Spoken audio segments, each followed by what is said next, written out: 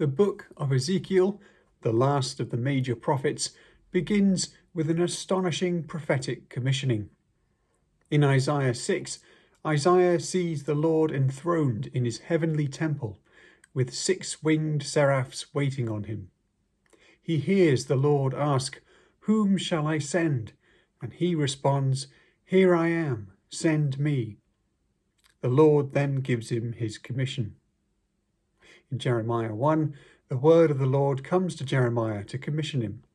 There is no description of a heavenly vision, though perhaps he does still see the Lord, because in verse 9, the Lord puts out his hand and touches Jeremiah's mouth, so as to put his words in it.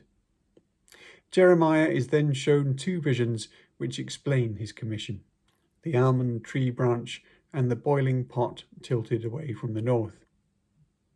The commissioning vision which Ezekiel has is utterly overwhelming by comparison. He is in Babylon, taken with the first wave of exiles in 597 BC, under King Jehoiakim. As Nebuchadnezzar took the best of society at that point, Ezekiel, who was a priest, must have been someone of importance.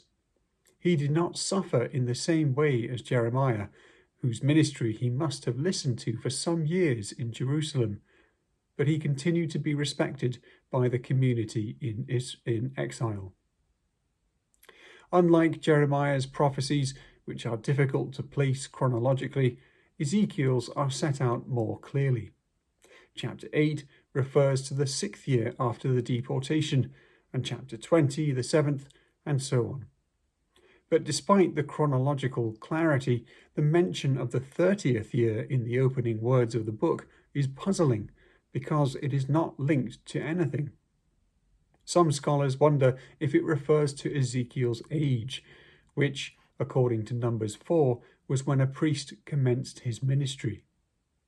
Unable to take up this calling, where he would minister before the Lord in the temple, Ezekiel is instead granted a vision of God enthroned not above the cherubim of the ark, but in heaven on a throne of what looked like sapphire. Instead of serving as priest, Ezekiel is commissioned as prophet.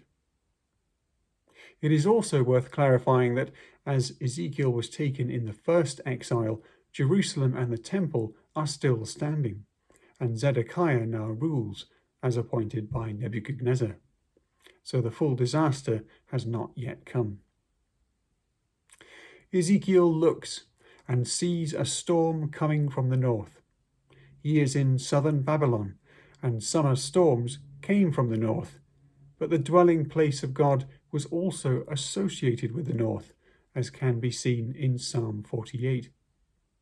The cloud, light, and fire indicate the presence of God, as seen in the pillar of fire which protected the Jews fleeing Egypt, and the clouds, lightning, and thunder on top of Mount Sinai when the Lord descended.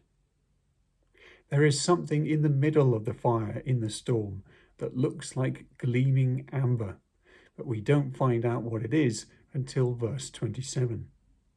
The Hebrew word for it is chashmal, and its exact meaning is unknown. However, it has become the modern Hebrew word for electricity, based on this passage. What follows in the vision is at once awe-inspiring and hard to imagine, except in impressions. This is, I suppose, the nature of such visions, which convey glimpses of a reality for which there is no real parallel in human experience. Ezekiel's descriptions, especially of God himself, are of likeness, things which looked like or seemed to be. It is as if he cannot really put into words what he is seeing, and even to use the language of the most stunning sights, storms, rainbows, dazzling metals and jewels, is to make what he saw sound too dull. So he says it was like this and like that, but implies something much greater and otherworldly. Indeed, Ezekiel says, "This was the appearance of the likeness of the glory of the Lord." That is, what he is trying to describe is not the Lord, nor his glory directly, but the appearance of its likeness. And even so, all he can do is fall on his face. The vision which Ezekiel is granted and by which he is commissioned is spectacular if compared with Jeremiah's, but Jeremiah's is much more intimate. God begins by telling him that before he formed him in the womb, he knew him and had anointed him prophet to the nations. Then, as I said before, he touches his mouth. But for Ezekiel, God is remote. Not remote in the sense of being uncaring or uninterested, but in his otherworldliness, his indefinability, his sheer otherness. Ezekiel does not say he heard God speaking to him. He says he heard a voice speaking, as it is literally in Hebrew. And the voice addresses him as Son of Man, meaning mortal. It is the immortal speaking to the mortal.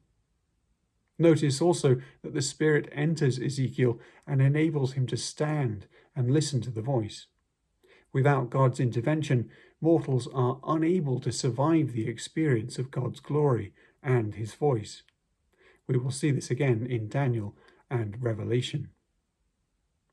Then in chapter 2, the voice gives Ezekiel his commission.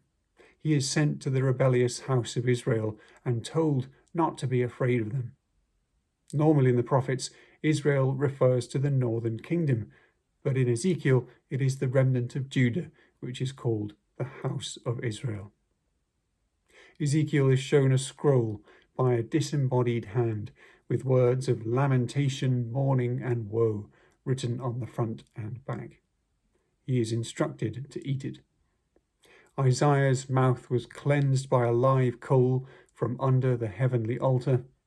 Jeremiah's mouth was touched by God.